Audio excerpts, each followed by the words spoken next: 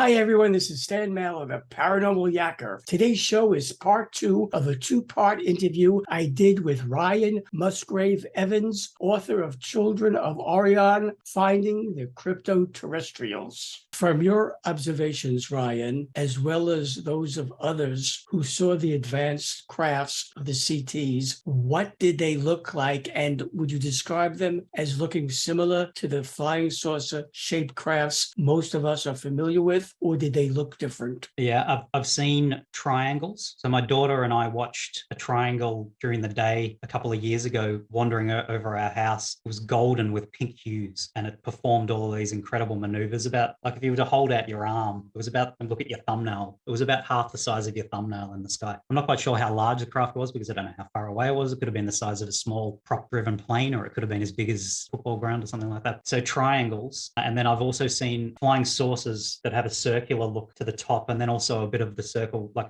there's a sphere in the middle with a skirt. Ones like that. But the couple, and then there are larger ones again. I believe there's been another one that I've seen that is like an ice cream cone. It's the only way I can think of describing it, with a long point cone hanging down the bottom and rounded on top. That was quite small, like it was about 8 foot tall or something. But then the usual ones, what people sometimes describe as being RV, like recreational vehicles. They look like a bus without wheels or an RV without wheels, usually with windows along the sides. And a lot of these craft as well that they build are made out of our industry. They rely on our infrastructure a lot as well. So they will build craft built from that are segmented, that are sectional, made out of sectional pieces, and using objects and fabrications from our own industries. So one craft I was on, well, I've been on this kind of craft a few times, but one has bus seats, and the pilot seats look like they're straight out of our fighter plane. So they do have much more advanced craft than those that they brought with them from elsewhere. But for whatever reason, presumably because they don't have access to the infrastructure they need for it, or the elements and the materials, that they rely on our technologies. But they'll use our technologies to superior effect through their superior sciences. So they'll have these craft that can go massive speeds, but nonetheless built out of stuff that we have ourselves, that we could in theory make ourselves. In your book, Ryan, you demonstrate the importance of the CT's telepath technology in their interactions with us. Could you tell me more about that telepath technology employed by CTs? This particular race that I talk about, the Mudgeonah or the Tall Whites, they rely on the technology, whereas there are other races I think that can do it naturally. Well, not naturally. I think they have genetically engineered an ability into themselves, but it's biological nonetheless. Whereas this particular race we're talking about, wearing helmets, it takes them, from what I understand, a very, very long time to be trained up to be able to use it. So they start training from children. Now they can exert influence on a person's thoughts. They can manipulate your thoughts. They can send visual images into your mind, or more abstract ideas and notions, or linguistic messages that actually come across in English, say. And when that happens, the linguistic messages they come as like a silent, like the voice that you have in your own mind when you're reading to yourself quietly, a silent reading voice, but it can nonetheless be obviously masculine, obviously feminine, or sometimes just neutral, neither in particular. But it will come usually with a thumping feeling, like there's a thump, like it's been delivered somehow. And what happens there as well is that usually when I've had it happen, the expression is made in a fraction of the time that it would take a person to normally articulate the same thing verbally. There might be a couple of sentences in English expressed, but it will take half a second and it'll be like boom into your mind. And it's almost like it's tangible. Like don't have the words to describe really. Although it's obviously linguistic and it's accessing or tapping into parts of your mind that would normally be processing auditory information or something, it nonetheless feels like it's solid, or like it's three-dimensional almost. The sound is three-dimensional. What they do as well with this technology is they instill in you visceral fear, baseless fear, if they wish to expel you or repel you from somewhere, usually so that in our best interest and theirs, so that there won't be some kind of physical interaction or altercation or something like that. Like if someone comes across them in a forest, in a national park or something like that, where they might have an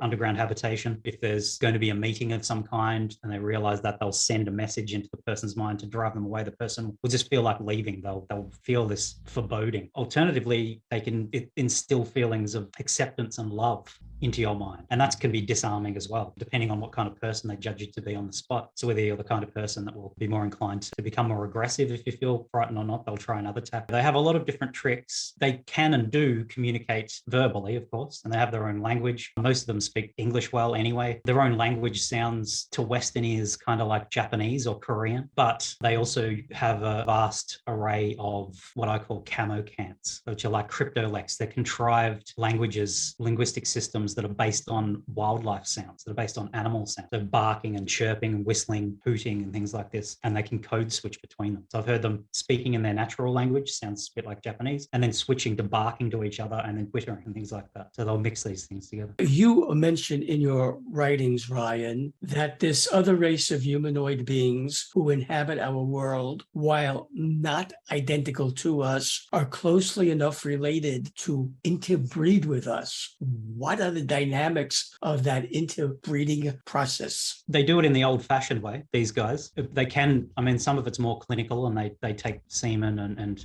ova and things like that as well. But this particular race is so closely related that they can actually have intercourse with us and there can be offspring. So Peter Currie is a famous case from Australia. He's had experiences all his life, Peter Currie, but the particular one he's most famous for was in 1992, I think it was, I'm pretty sure, in Sydney, where he was in bed and there was a woman on him, tall, pale woman, naked, huge blue eyes, fine white blonde hair, answering to the description of a Mudgeonah with a long face and heavy chin, which they often develop, especially when they get tall, their faces get longer. And she communicated to him telepathically, I believe, that there would be a baby from this interaction. And then Antonio Villas-Boas is another famous example from that I mentioned before, where I got the word boas from, for boa suit. But in 1957 in Brazil, he had interactions with the same kind of beings, much shorter, but they take a very long time to grow. They take 100 years to even get to a 6 foot tall, and they can live for a very long time if they're lucky, because they have, as I said before, they have these genetic issues as well that can mean they won't reach advanced stages. But yeah, Antonio Villas-Boas had this interaction with a woman of a similar kind to Peter Currie. She communicated as well that there'd be a baby from that interaction. And the idea of succubi and incubi is a fairly ancient one. And in Gaelic lore, they were called Nallan and Shi, which means the fairy lovers. And again, you'd have this idea that these beings from the mounds and the mountains and from in the earth would come and visit people in the middle of the night and copulate with them or invite them elsewhere. Suddenly the person would feel inspired to go for a walk in the middle of the night out into the forest or something like that, and they'd have trysts with the fairies and have intercourse with them and things like that as well. So yeah, they are so very closely related to us that there is this capacity to do that. And then there are other kinds of future human races that are less closely affiliated with us genetically anymore and can't rely on that kind of way. They have to be more clinical, and they're just relying on that kind of more clinical medical procedures to try and augment themselves. Are government agencies aware of the existence of crypto-terrestrials? And if they are, how are they dealing with them and the people who claim they encountered and interacted with the CTs? I'm quite sure that the powers that be know about the CTs and their long-term presence here and everything, especially since the 1940s, let's say, but even earlier than that. And I'm quite satisfied that the group called Majestic, or that was once called Majestic, and I believe they've gone through a lot of different names since, but the idea of MJ12 and Majestic being behind Area 51 at Nellis Air Force Base and S4, Area S4 and all that, I do think that group exists and does have, or has had in the past at least, I'm not sure if they still do, meetings and treaties with the CTs where it's allocated what the CTs really should and shouldn't be doing, whether or not how much to reveal themselves and how much to remain clandestine and hidden and things like that. And the CTs, it's a little bit of a joke because the CTs really are powerful enough and have the advanced technologies to really do whatever they like, but still they go to the trouble of trying to be reasonable, I think, and they do sign these treaties and for the most part stick to them, or have done in the past. As I said, I'm not quite sure if that system exists anymore. And I suspect that the CTs are kind of starting to do whatever they like now. Yes, I think the idea of there being some kind of group beyond elected officials, people might call it shadow government or whatever, it's been known by a lot of different names. That's hypothetical group, probably real. I do believe that there's interactions going on. They know about them. As for people who have had experiences with CTs and whether or not elements of these kinds of clandestine Homo sapiens power structures structures like Majestic or other similar groups, whether they're overly bothered by the idea that the CTs may be contacting people, going out of their way to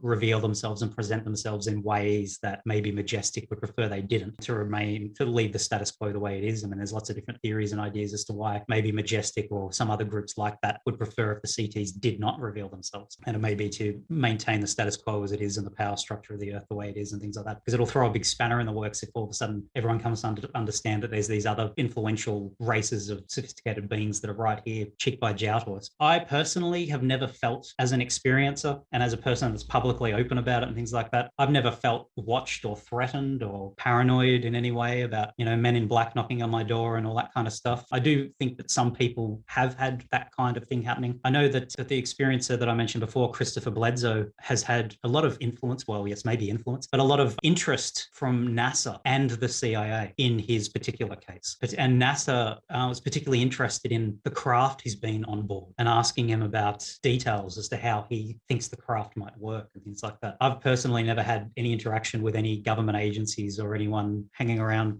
going through my post box or knocking on the door and threatening us or anything like that. I suspect I won't either. But yeah, I'm not quite sure at this stage of things. I suspect that whatever the CTs decide to do with themselves, no one's really able to stop them anymore in any way. If they decide that they do want to slowly reveal themselves through different ways, I suspect that the power structure behind Area 51 and S4, like Majestic and whatnot, just have to let them. In the Children of Orion, it is made clear the CTs are here, and with them come the answers to our past, to our present, and to our future. Could you elaborate on that? As I said before, a lot of answers about our past can be answered. It's not in the way that, lots of people talk about how we may have been engineered by ETs, or, you hear people talk a lot about the Anunnaki engineering us and the old Mesopotamian mythology, Sumerian, Babylonian mythology and stuff like that. What I mean when I say influencing our past or being present in our past is an answers to our past selves, is more along the lines of how they have given risen to a lot of our belief systems and worldviews, and their very presence has inspired what I would consider to be a lot of our religious big influences in that way, I think. Not necessarily through direct influence where they're